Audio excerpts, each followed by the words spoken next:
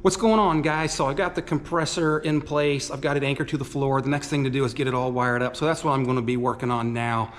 Before I get started though, I just wanted to mention that I'm also going to be putting together a few other videos about setting the cut-in, cut-out pressures, installing an hour meter, and then I'm also going to be taking some decibel readings to see how quiet this Eaton quiet air feature really is.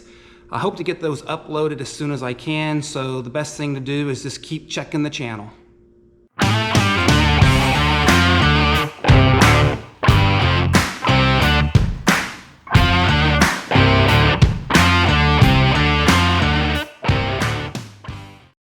For wiring, I'm just going to be using some of this 6/3 cord that I have here. This 7.5 horse motor runs on a 50 amp breaker, and so the recommendation is that if the motor or the compressor is 50 feet or less from the panel, you can run 6 gauge. If you're going to be any further than 50 feet, then you should be running 4 gauge, which would be pretty big. So yeah, I got this online. I think it was from Windy Nation. I'll put a link in the description. I tried to find it locally at a couple of electrical shops, as well as Home Depot, Lowe's, or Menards, and I didn't have any luck finding what I was looking for. So I just ordered this, like I said, online. I think it was Windy Nation. So what I have here is 12 feet of cord, just because of where my compressor is compared to the fuse panel. And so I think this should work just fine for what I need. For the connection to the starter motor box and the breaker box, I'm just going to be using some of these 3/4 inch 90-degree elbows. They provide a nice room here so that you can squeeze down on the large diameter power cord. And then they've got a 3/4 inch knockout on the other end going into either of the boxes. So they should work pretty well. There's other shapes and sizes that you could use, but these are going to work well based on my setup. I did try to use a connector that had a 1/2 inch knockout, and I was able to get the cord into this particular end, but I couldn't get the three wires through here because they are 6 gauge. So I had to end up just going with these 3/4 inch knockouts. And so luckily there's a couple of 1/2 inch and 3/4 inch knockouts over here in the box, and you can see I've already got one knocked out underneath here that I'm just going to come in underneath, and then I'm going to run it over to the breaker box. Something that I like to do before I start making any connections is come in and crimp ferrules on the end of each of those wires. It's not something that has to be done. You can certainly use the stranded wire here to make all of those connections at your circuit breaker and your motor circuit, but it's just something that I like to do. Again, it's not something that you have to do, but if you've got the equipment and you've got the crimper and the ferrules, it's certainly not a bad idea to do this. And then that way, when you clamp down the screws to make that connection, you're not pressing that stranded wire down and essentially spreading it out in a wide pattern. So, you know, just a little tip there.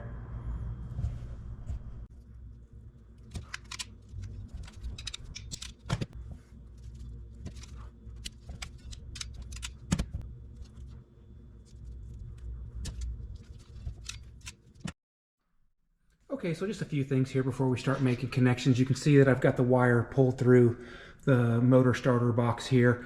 And what you want to do is you want to strip back that insulation on the cord itself back far enough so that you have enough length inside the box to make your connection. So once you have that, you should be good to go. So I've made the connection at the bottom of the box here with my elbow, and I'm all set. You may have noticed earlier in the video that I actually put a ferrule on this neutral wire, which I shouldn't have done. I got a little excited and started putting the ferrules on all of the wires. What I'll do is I'll just use a spade connector here, and it will go in the back. There's going to be a spot in the back for a ground up against the box at the top and at the bottom down in this area. So I'll show you that when I get those connections made. One of the things that I wanted to point out though, on at least these compressors, Eaton does put a QR code that you can scan, and it'll take you to their website and to the actual owner's manuals and the instructions. Interestingly enough, I could not find the 7.5 horsepower specific manual. I did find the 5 horse, but After a little bit of searching, I did find a good manual online, and I'll put that in the description as well. What you'll want to do is just take a look, I think at like pages 12 or 13, that will show you how to wire this motor starter box up. The other thing that's important to note, a lot of compressors, like my older compressor, it wired straight into this pressure switch here, and there's actually a warning on the compressor itself here that says do not wire directly to this this pressure box. So just kind of keep that in mind. It's already wired up for you. So we'll just be making our connections directly inside the motor starter box here. Like I said, take a look at the wiring diagrams in the manual. They'll be super helpful, but it's fairly straightforward. And in fact, there's going to be a sticker on the inside of your box that tells you which connections to make. So in this case, because this is a single phase 220 volt magnetic starter, we're going to be connecting one of our hot wires, one of our hot feeds here. We've got two here in this 6/3 cord. We're going to be connecting one of those to the 1L1 location, which is right here. And then we're going to be making the other connection at the 3L2 spot here. So it's just going to be those two connections with the two hots, and then your neutral or ground is going to connect directly to the starter box itself.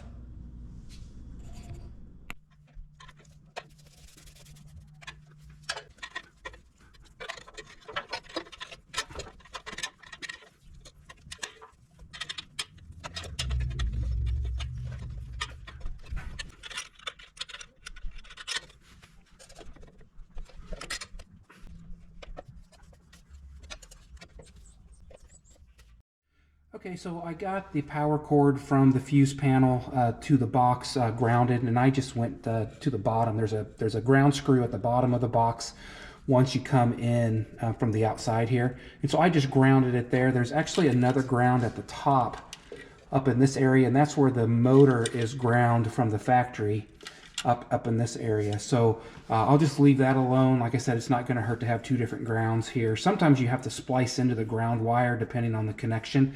But this was pretty easy to do. So I've got my two hot leads coming in, and as I had mentioned earlier, I have them crimped with ferrules, and now I'm just going to put those into the appropriate slots here. So one wire is going to go into the 1L1 location, and then the other one is going to go into the 3L2 location, which is right here. So I'm just going to loosen the screws. You want to make sure that you keep the hot wires that go from the switch here to your pressure switch all connected. And once I get that all set up and ready to go, we should then be ready to go over and connect to our breaker.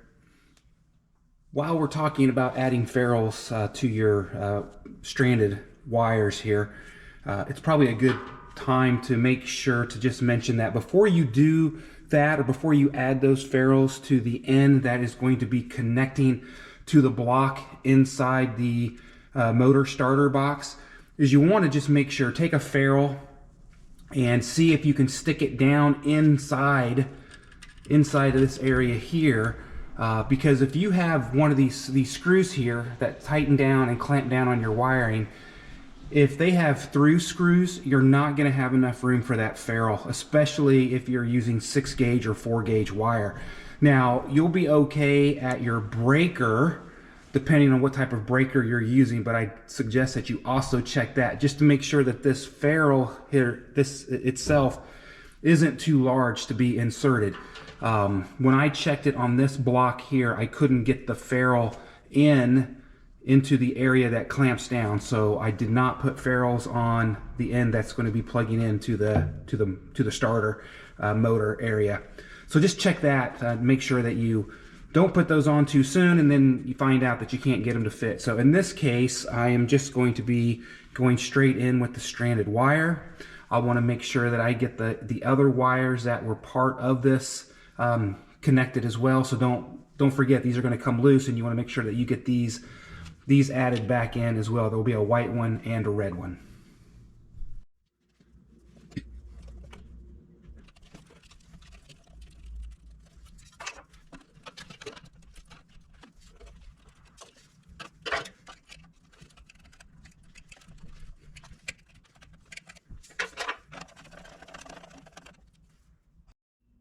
Okay, so I've got the mag starter all wired up now, and you can see I've got my two hot wires coming in. The white and the black are coming in. That's the 6-gauge wire that I'm using, and I've got them in the circuit block here. And you can also see here, these wires are actually already connected from the factory. So you've got this white wire here and a red wire back behind here, and those are going to be the leads for the pressure switch. So make sure when you loosen the screws here in the block that you get those back in place when you put in your hot wires from your panel. If not, you'll have problems that won't want to run. So you're going to need these to make the connection or the jump over to the pressure switch. And so one runs directly to the pressure switch, and then another one runs down to the bottom here of the block, and then it jumps over. This is a fuse down in this area for this magnetic starter. This is just a fuse. So yeah, it's pretty simple. I would say this is that, yeah, I did mention earlier that I took my ferrules off because I didn't have enough room to get them crimped in there. And I'm glad I did, because I even had a really hard time getting this 6-gauge wire in there. So I don't know what guys do if they're running a 4-gauge, for example. I'm not really sure what they're doing. So if you're running 4-gauge and you've got an easy way to get those connected, because that diameter of that wire is so big, definitely put some comments down for me, because I'm just kind of curious how everyone makes that connection there, because again, the 6-gauge was tough enough. I can't imagine trying to do that with 4-gauge. So the last thing that I want to do is I just want to touch on this area down here at the bottom of the mag starter. This is actually a fuse, and so if for some reason this fuse trips, you're having problems getting the motor to start, there's a button on the outside of the cover of the box here. There's a button that you can push. It's a reset button, and what it does is it just resets this fuse right here where my finger is. And so that's really what that's all about here in terms of this section here. There's also a little dial here with some numbers. It's hard to read. I don't know if it'll show up on video. I actually had to get a magnifying glass to look at it, but there's a dial here, and mine goes from 32 as the lowest setting down to 40 as the highest setting. And you can actually use this Phillips head adjustment screw here to change that. And really what that is that just puts a setting on this fuse here for when it will trip. And so the factory set this at 40 amps, and so I'm just going to leave it there. I'm going to leave it at 40 amps, and so this will get tripped if for some reason something goes above 40 amps. I've also got my 50 amp breaker per the recommendation of Eaton in my fuse panel. So that's pretty much what we've got going on inside of here. It's all wired up now, and I'm going to put the box back on it, and we'll come back and we'll start it up for the first time and see how it runs. And then I want to talk a little bit about the pressure switch here and some of the adjustments. Okay, so I've got the compressor all wired up here, so I guess the moment of truth is here. Let's go ahead and flip the switch and we'll see what happens. I've also got my stopwatch ready, so that way we can see how long it takes the tank to fill all the way up from empty.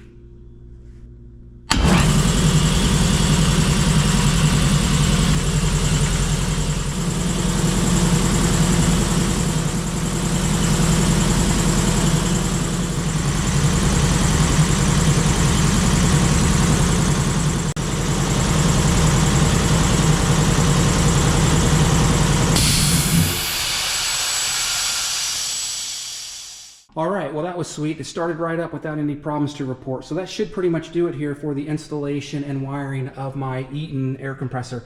The hour meter was working just like it should. As you saw, it only took about 4 minutes for this 80-gallon tank to fill all the way up from empty to full. So this thing's definitely going to be able to keep up with the work that I'm doing here in the shop.